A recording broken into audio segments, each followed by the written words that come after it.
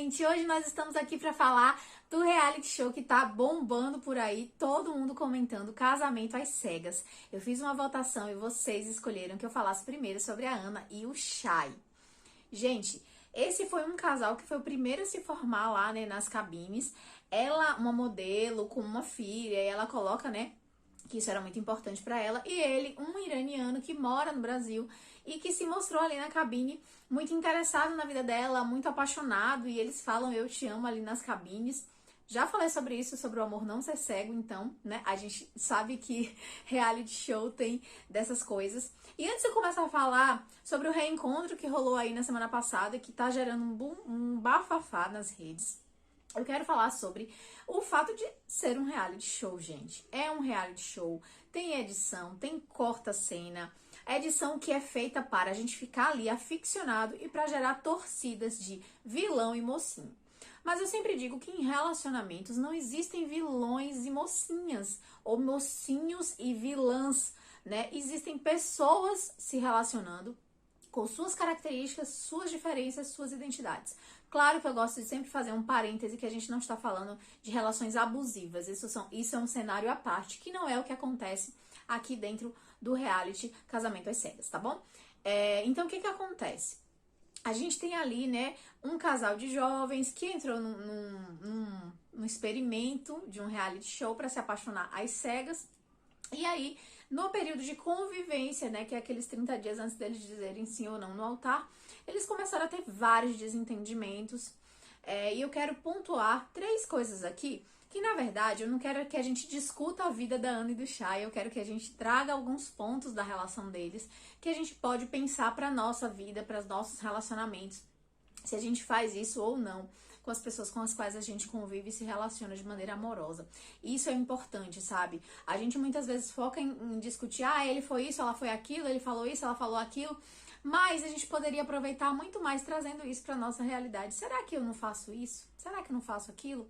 E um dos pontos é um ponto que gerou muita polêmica, que foi quando o Chay, ali na lua de mel ainda, ele fala que mulher boa é aquela que também é como mãe para o seu marido. É claro que a gente não pode ignorar a cultura da qual ele vem, ele é um iraniano, e lá tem uma cultura completamente diferente da nossa, tem uma questão machista ainda em muitas culturas, principalmente ali no Oriente, né?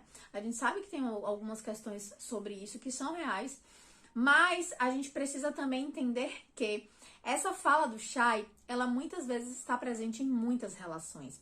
E não só do homem, mas da mulher, de se colocar no papel de mãe do seu marido. Eu já fiz perguntas sobre essas muitas vezes aqui no Instagram, e algumas pessoas falam que às vezes se sentem assim um pouco como mães do marido.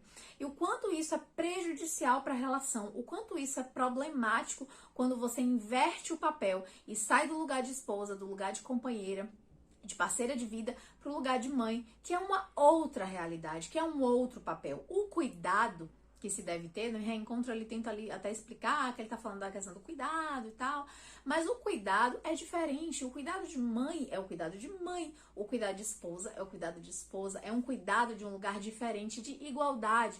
A mãe, ela tá ali num lugar um pouco de autoridade, um lugar de cuidar numa forma protetora, né?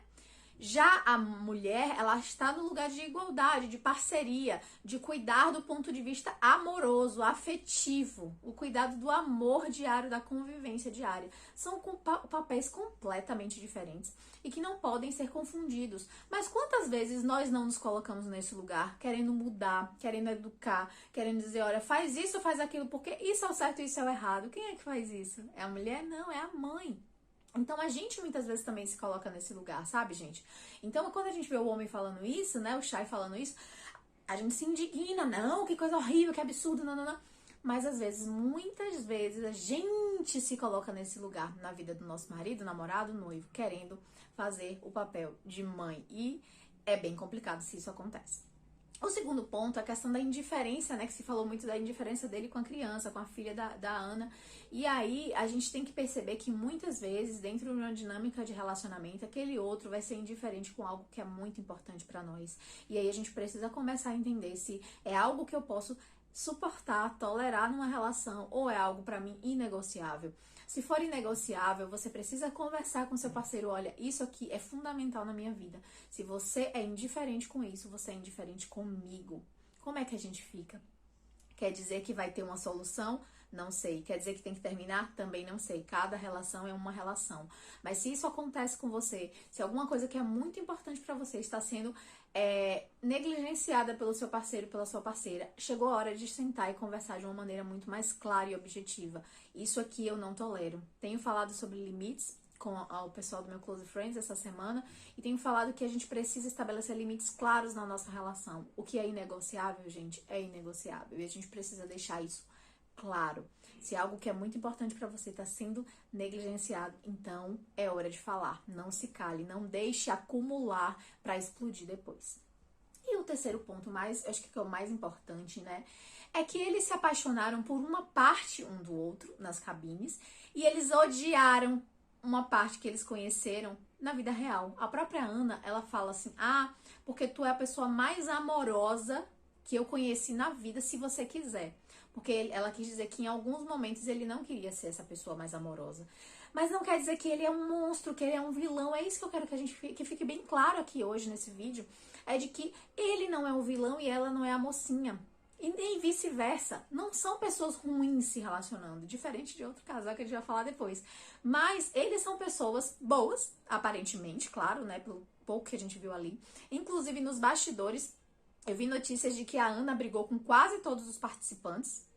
Ou seja, ela mostrava ali que ela não era uma pessoa muito de fácil convívio. Ele, por outro lado, mais turrão, mais fechado, né? Com indiferença com coisas importantes pra ela. Ou seja, pessoas boas que não faziam bem um pro outro. Que se apaixonaram pelas partes positivas, mas não toleraram as partes negativas um do outro. Então, os dois ali eram responsáveis pela relação não ter dado certo. E ali a gente tinha um potencial do que a gente fala que é o relacionamento tóxico, tá? Que não é o abusivo. Eu já fiz essa diferença aqui. Se você não sabe qual é a diferença, me pergunta em box que eu respondo. Ali a gente tem uma dinâmica que tinha tudo pra desenvolver na toxicidade. Por quê? Um ativava o pior no outro. Ela ativava o pior dele e ele ativava o pior dela. Então, ela chama ele de porco, ele chama ela de retardada, e aí eles ficaram naquela troca de ofensas. É importante que a gente perceba que quando alguém ativa o pior em mim, eu tenho que parar e pensar, opa, será que é realmente isso que eu quero?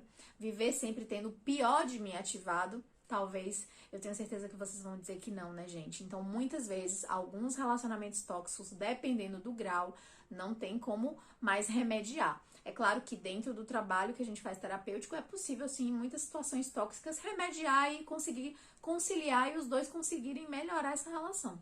No caso, né, de um reality como aquele, foi o final dos dois dizerem não um pro outro, dos dois não quererem estar juntos, porque os dois amaram nas cabines uma parte deles, não é que eles estavam fingindo, eles eram também aquela pessoa da cabine, mas não conseguiram sustentar a relação na vida real com aquilo que eles não suportaram um no outro.